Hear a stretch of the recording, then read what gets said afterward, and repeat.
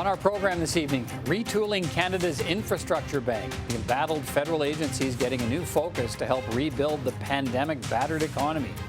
Canadian small business has been hard hit, but it's still waiting for a new plan to help with rent relief. And our panel of commentators on the COVID-19 response, the party dynamics in Parliament these days, and more.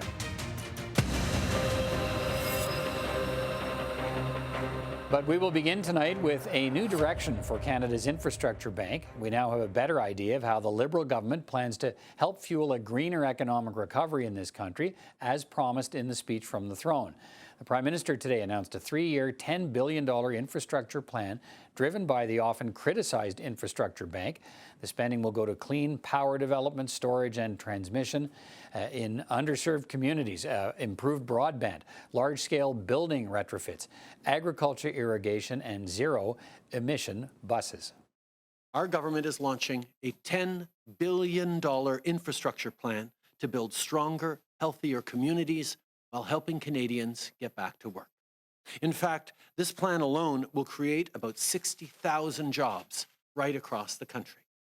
Through the Canada Infrastructure Bank, this 3-year growth plan will invest in everything from clean power, zero-emission buses and home retrofits to broadband and irrigation infrastructure for farmers. This is a win-win. We are allocating significant sums of money, significant levels of investment with respect to clean power, with respect to zero-emission buses, with respect to making our cities cleaner because of substantial building retrofits. All of those are consistent with an investment strategy that is designed to help Canada meet its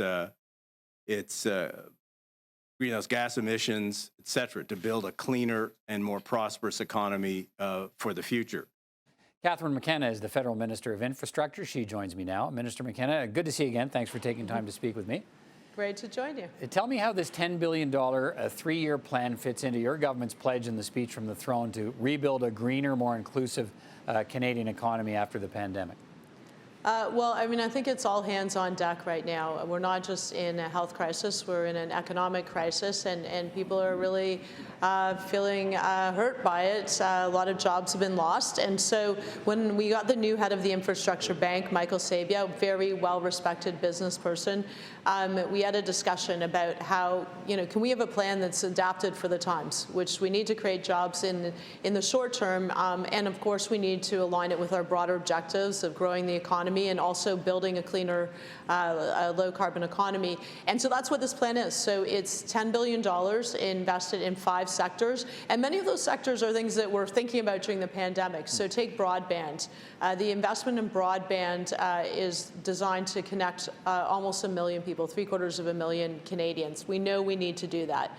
Public transit. People have focused a lot on the importance of public transit to get people to and from work as we reopen the economy. They're looking at investing in electric buses. Clean power generation. We know we need renewable power, clean power, as well as transmission and storage. Really important for jobs now, but also for a low-carbon future. Retrofit. So retrofitting our economy, that creates good construction jobs. It also saves folks money. And then there's another area that might be new to folks, which is water irrigation. Water critical for our farmers, our ranchers in the prairie provinces. There's been a lot of interest in funding some really big projects that are going to make a difference there. So these are investments that are critical for the time we're in, creating jobs, but also critical to advance our longer-term goals, especially tackling climate change. How did you come up with a figure of 60,000 jobs? Is there some formula that says $10 billion gives you 60,000 jobs? Well, what the bank's been doing, they've worked really hard in this plan, is going through sector by sector, consulting with experts, looking at, when you do retrofits, who are you hiring? How does it work? You're hiring construction workers, you're hiring planners, you have the businesses that are providing the supplies. They did that sector by sector to get a quantum of jobs. We think it's realistic, and they're going to deliver on that. And I think that's really important because infrastructure is great. It's important to our competitiveness. It's important to the quality of life. It also is one of the best ways to create jobs. I mean, these were target areas for investment. You just named them all in big projects. How many projects have actually been selected? When will a job be created? Well, actually, if you're in Montreal now and you're watching the show, you would know about the REM transit line. It's actually a really big project, creating thousands of jobs, and it's being built right now. It's also something that's going to make a real difference of lives of folks in Montreal, because I know everyone believes they need better public transit. So there's a number of projects. They're also looking at rail in the corridor. We've talked about that for decades. We need to get major projects built and going. And so that's what this is all about. It's really looking at the opportunities, actually moving forward, but having a vision, because I think you need to have a vision. It can't just be, investments in random things. And so this will provide some certainty to the private sector. And some people may be wondering, well, why do you need a Canada Infrastructure Bank? The whole intent is to stretch taxpayer dollars. So they look at projects where you can bring in the private sector as a partner. So $1 can be $2 or $3 in infrastructure. And I'll tell you that we have great infrastructure needs, so we need to be bringing in the private sector, and we need to get things built. But to be clear, they only get involved if there's a return on investment for them. So if there's money to be made on the project, they're making it. Well, look, we get the return on the investment, which is, for example, in the broadband, 750,000 more people who are connected to high-speed, affordable broadband. That is critically important. So the return is for Canadians in terms of actually improving their quality of life, including, having, if you have access to broadband, you can run your business, you can homeschool your kid, you can, connect to medical assistance. So these are really important investments that improve the lives of Canadians. But as infrastructure minister, I know there's only so much government money to go around. That's just a reality, and the needs to build a more competitive future, to build the infrastructure, the good quality, high-value infrastructure we need to bring in the private sector. And right now, private sector, the money is going to other countries. Okay, we should bring it here and build more and be more competitive. You mentioned how much money there is to go around. There's been $35 billion in the infrastructure bank to go around in the last 3 years. So far, only $4 billion of that has gone out the door. It's had some serious problems, as you know. I think there's been 9 projects in the last 3 years, and you had to shake up the management team this spring and bring in Mr. Sabia. So I guess Canadians watching, and you heard it from opposition parties today, why should we have confidence that the bank's actually going to get anything built? I think you should have confidence because you have Michael Sabia at the helm of it. He was head of the Caisse de dépôt in Quebec. I think you can talk about the government of Quebec, but also Quebecers to talk about, they really think that he did a really great job in getting infrastructure built that creates jobs, improves the quality of life. And so they've got a plan. And I think what's very critical is that there's a very clear plan. A short-term plan, 3 years, there's a quantum of jobs, 60,000 jobs associated with it in areas that we know are real opportunities.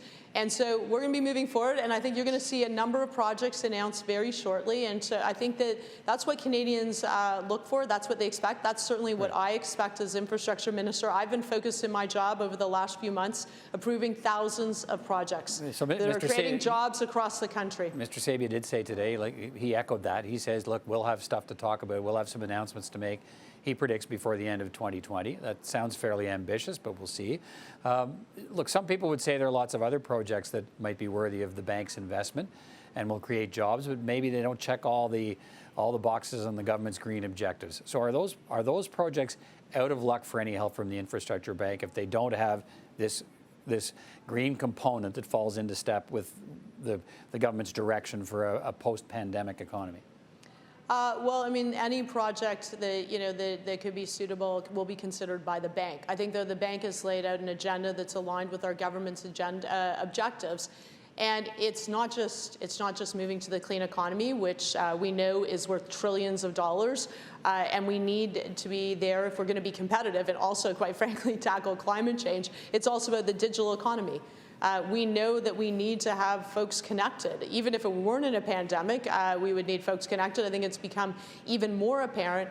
And look at the prairies, irrigation projects, food security, our agri-food business, huge opportunities, huge job opportunities, economic opportunities for Canadians. So we focus on areas, and the bank is focused on areas that will be suitable in the short term, so adjusting their focus, but they're still open for business to look at other opportunities. We've got about 30 seconds left, and you touched irrigation.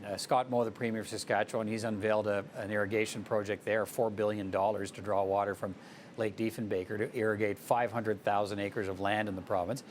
He's approached the infrastructure bank, but he's saying now what he wants to know is, look, will I be offered a loan or a grant? What should he expect? How should he expect to be treated? Well, I mean, the infrastructure bank looks at different financing models. It's to bring in the private sector, so there has to be a return on the investment for the private sector for it to be suitable. I know that the Premier is well aware of that, and I think there are real opportunities. And I think it's a very positive step that the bank has shown that they're open to those opportunities in irrigation, which I think also the Premier of Alberta has talked about. I know it's important for Manitoba as well. This is about getting infrastructure built that'll make a difference across Canada. All right, Infrastructure Minister Catherine McKenna, always good to talk to you. Thanks for your time Great tonight. to talk to you. Bye.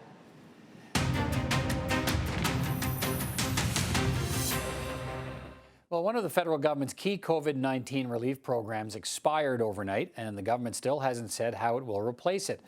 Under the CECRA, the Canada Emergency Commercial Rent Assistance Program, the federal government paid 50% of the rents for businesses, while the landlord and tenant each paid 25%. But the program, well, it was complicated to say the least, and landlords had to agree to take part, and many did not. So what happens next? Laura Jones is the Executive Vice President of the Canadian Federation of Independent Business. She joins me from Vancouver this evening. Laura Jones, thanks for taking time to speak with me, first of all. The rent subsidy program has ended, still no replacement, and many of the people you represent face a new round of restrictions as the COVID-19 cases rise. Some are facing big increases in insurance premiums. So let's start there. Tell me about the uncertainty those small businesses are feeling right now. Well, you know, it's hard to even put in words the stress that many small businesses across Canada are feeling. We only have about 30% of businesses who are back to normal revenues right now. Only about 40% are back to normal staffing. And so things are far from normal on Main Street. And of course, there are several big bills that businesses worry about. One of them is their wages, and there's a wage subsidy in place. And the other one is rent. And, you know, the rent program just expired. And it's October 1st. So it's a stressful day for a lot of businesses across Canada today. We hear, you know, the government keeps saying, government representatives keep saying, look, we're aware that the program has expired, help is coming, but we haven't seen it yet. So what have you been told about by the government about when a new program might be introduced? Well, you know, we've heard the small business minister, we've heard the finance minister indicate that they understand that this is a problem and that some indication that maybe they're working on it, but we have nothing concrete yet. We're hopeful that there will be some new rent relief program that is better than the last program. We've certainly made some recommendations for how to improve rent relief going forward, and very hopeful that the government is listening. There's indications that they're listening, but of course you can't take hope to the bank. So we're still waiting for some kind of announcement.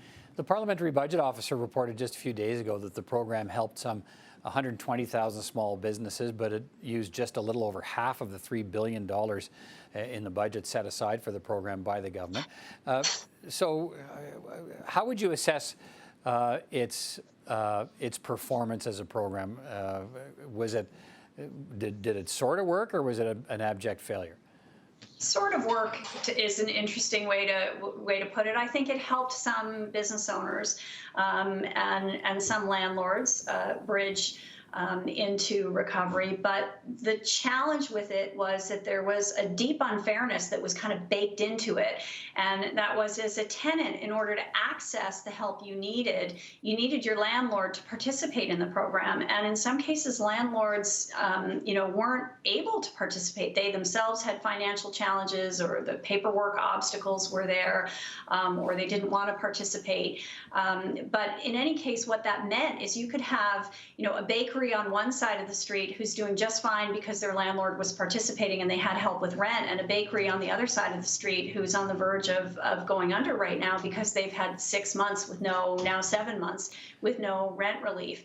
And that's really, really unfair. So that's one of the things that clearly needs to be fixed. I need to take the landlords out of the equation and moving forward with rent relief. All right. So is that the key thing, a sort of a way to directly compensate the tenant, or find a way, if it's going to be a rent subsidy, give the money to the tenant and build in somehow an understanding that it goes to the landlord, but it's got to be through the tenant? Yeah, keep it simple. Have the relief go directly to the tenant. That obviously is very important. The other thing, there are two other things that I think are important. One would be that the program continue right through the fall and likely beyond for businesses who are really in bad shape. This month-to-month business, I mean, we've had monthly extensions of the rent program. The last one, the extension wasn't announced until well after September 1st. I mean, that's really problematic for businesses as they're trying to plan for their cash flow. So let's announce something that is going to take us forward and really help bridge through recovery. And finally, I would say there are businesses that have been shut out of rent relief for 7 months now, and that's just not fair. So finding a way to top them up and get them a little closer to where they would have been if they had access to the original CECRA program, you know, those three things would make for that. That's kind of what we're looking for as we go forward in rent relief. All right, Laura Jones. Well, apparently some relief is coming. Not exactly sure when, but like you, we'll watch along as well, and we'll know more about it when it happens. Thanks for your time. Thank you.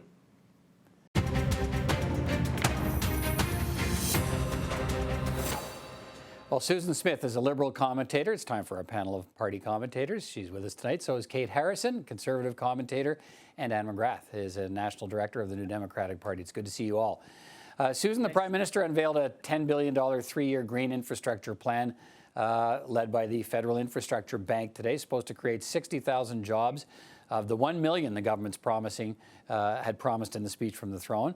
That bank has been a big fail in the minds of a lot of people so far by almost any measure. So why should we feel confident about this plan unveiled today? Well, that's a good question, Peter, but I think we can, because there's a specific mandate now and there's a lot more direction.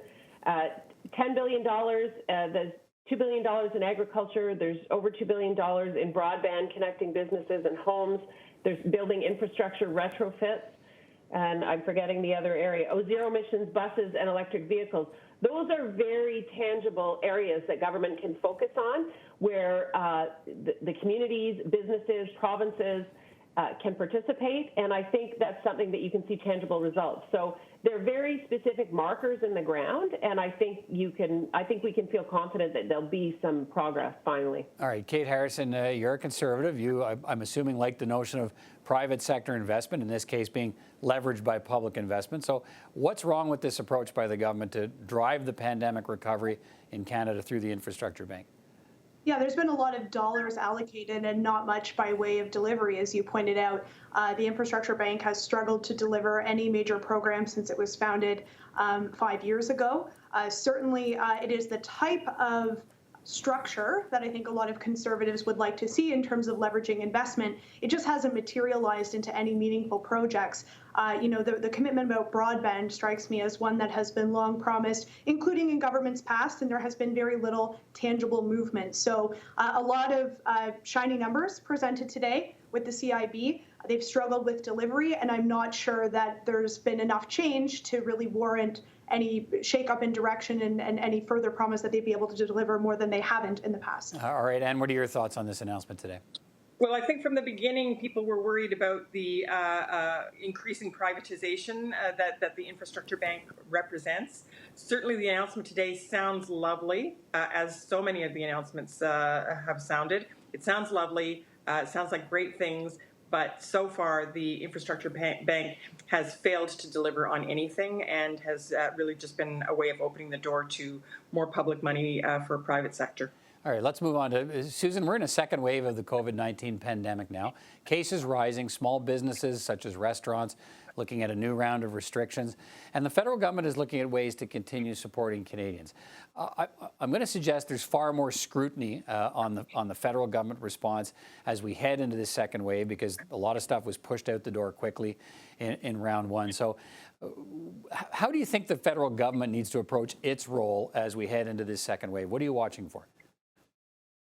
Well, I'm watching for a continuation, a smart continuation of the kinds of supports that helped Canadians.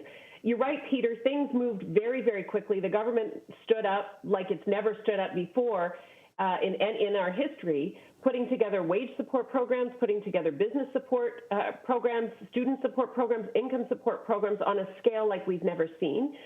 it wasn't sustainable in the longer term, but the government has said through the throne speech that it's going to continue to help Canadians while it can. An increased level of scrutiny, that's a good thing, but we also know more now. We know better how to put these programs in place. I don't think they can be there forever, but that's why you see revisions to the employment insurance program to make sure we still capture the people who are going to be hit by the pandemic, the second wave of the pandemic. You're right. The numbers are going up. We're going to see service businesses close. We're already seeing it in Quebec, restaurants, bars. And those are vulnerable people from the employment scale of things. There's no benefits, no pension, nothing like that to keep people going. So I think it's critical that the government continue to have smart programs that make sense to be able to help people in circumstances that are clearly beyond their control when it's a pandemic. Kate, what role do you think the federal government needs to take on here as we enter the second wave? Well, Susan's right that we do know more than we did back in March, and I think that is why a change in direction is needed. The status quo of trust that existed from Canadians at the onset of the pandemic when no one knew anything has evaporated. So we saw the government be nimble with support programs, which was good to see. People will start to question why the government can't be nimble about things like testing, for example, why the government can't be nimble in getting PPE out to businesses in a timely manner. I think there is a much more critical eye being applied because we see governments around the world reacting, particularly when it comes to rapid testing, and we were slow. And people are right to question about why Canada is behind on that. Okay, Anne, what are your thoughts on that? Well, I think that the pandemic has really exposed a lot of the glaring inequalities in our society, and we've seen a real disproportionate impact on women, on racialized communities, on people who are already at the bottom end of the income brackets. And so I really would like to see us thinking about what kind of a society we want to have. And if this is going to be the way that we're going to proceed. So, for instance, long-term care homes were a big issue during the first wave. I'm not sure that we're going to see much of an improvement in the second wave. The Army had to be sent in the first time. Certainly nothing much has happened to improve the situation there. The workers there are still underpaid, overworked, and the conditions are still very, very difficult for a lot of people in those homes. And I think a lot of families are very worried about what's going to happen to their parents, what's going to happen to their children as schools reopen.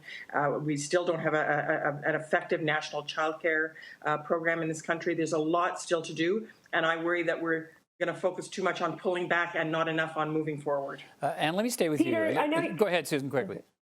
I just want to say the one thing we have learned in this pandemic as well, or one of the things we've learned, is the ability for the feds and the province to cooperate and to get things done.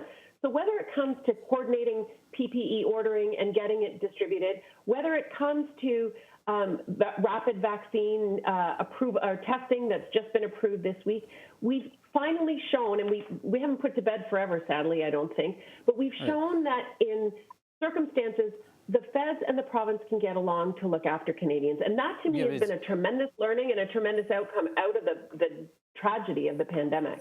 Do we still feel that way, Kate? I mean, there's still that level of cooperation, but I'm not sure it's where it was at the beginning of the pandemic. We now have provinces saying, look, send us the money and keep your hands out of healthcare. We'll take care of it ourselves. Some criticism about the government being slow to move ahead on the rapid testing. So, I mean, should that be a concern, that if we see these cracks widen between the provinces and the federal government, that then perhaps starts to affect the delivery of supports and what Canadians need during the pandemic? Yeah, certainly. A tangible example I would point to is the conclusion of the rent assistance program at the federal level. We're now seeing, in some cases, municipalities and certainly provincial governments step up and directly support businesses who otherwise could have been helped out through that program. So the provinces are stepping in to fill in the gaps that have been left behind by the government's conclusion of these programs. And the Democrats have been successful in forcing Liberals to spend more on their COVID-19 relief measures. That's been a win for Jagmeet Singh. I think most people would agree with that. And he says he may continue to prop up the minority government if he keeps getting what he wants. But have you done the calculation as the NDP on whether that will pay off at the polls when we do get an election, or whether the credit for any of these programs and improvements will just go to the Liberals anyway? I think right now the most important thing is to make sure that the supports are there for people, particularly the most vulnerable, and that's what we should be focused on. With respect to what happens in a future election, we will obviously be reminding Canadians of the role that we played and how important it was to have us there, and how important it will be to have a larger presence of NDP in any future parliament. But for now, I think the real focus has to be on people who are worried, who are sick, who don't know whether or not they're going to be able to pay their rent, don't know if they can get their kids back to school safely, don't know if their parents and grandparents will be safe in long-term care homes. I think that right now is not the time to be thinking about the future elections in that sense. Kate Harrison, the Conservatives have a new leader. He spent his first day in the Commons yesterday offering his alternative vision for Canadians. But the spotlight's been less on Aaron O'Toole, I think, in the Conservatives. Now, mind you, he was in isolation for up until a couple of days ago. But it's been a lot about Jagmeet Singh as the power broker as Parliament resumed here. What are your thoughts on that? Yeah, I think the NDP are going to have a difficult time finding contrast, and I think contrast is what wins campaigns. Right now, to Anne's point, they feel they're doing the right thing by Canadians to work with the government and get these programs over the finish line, and I think that they can sell that to their base. I'm not sure that they can sell it to undecided voters or red-orange switch voters who see the Liberal government, frankly, being the ones to take the credit and deliver on these programs. So I think that there will, at some point, have to be a pivot for the NDP to be a little bit more progressive, even more than they are in their policies, or start articulating that in a different way so that there is light between them and the Liberal Party. Otherwise, I think they're delaying the inevitable, which is a similar election result to what we saw in 2019. Okay, Susan, let me finish on you. How do you see this relationship between the Liberals and the NDP in Parliament? Well, an optimist might say it's about doing what's best for Canadians. A cynic might say it's about avoiding election on the part of the NDP, but someone in the neutral position might say this is how minority parliaments are supposed to work. You're supposed to give your input. You're not supposed to oppose just the sake of opposing. You're supposed to be constructive, and this is what the NDP have been doing. And to Anne's point, they've been trying to help the government look after Canadians. If they tweak and fine-tune and make legislation better, that's a good thing. And that puts the Conservatives and the Bloc Québécois in a very difficult position, because basically Mr. O'Toole, whom people still don't know yet, has said he voted against the throne, or will not support the throne speech, which means they're not fighting. They've voted against fighting the pandemic. They've voted against supports for businesses and people. They've voted against building back better, and they've voted against the other pillar, which was a more inclusive society. They say they're going to vote against throne speech, but they did. They unanimously supported. The House did the new supports for employment insurance and for sick leave in the House the other night. So. I do think that the Bloc and the Conservatives made a mistake in coming out so quickly, saying that they were just going to oppose the throne speech, and it gave them no room to maneuver, no room to try and negotiate something that would be acceptable to their base or their voters. How long does the government survive, Kate? As long as the NDP's on side, and that's a big question mark, I know. But what are people thinking about an election now? We were thinking in the fall. Still, are we back to the spring, or maybe much longer than that?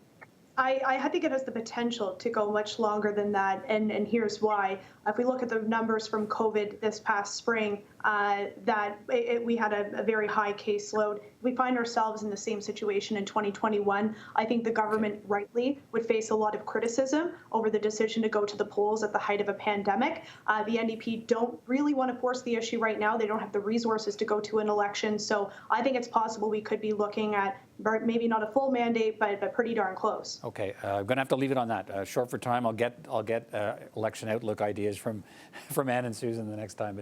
But thank you all for your time today. Appreciate it. We'll talk soon. Thank you. Thanks, Peter. Thanks.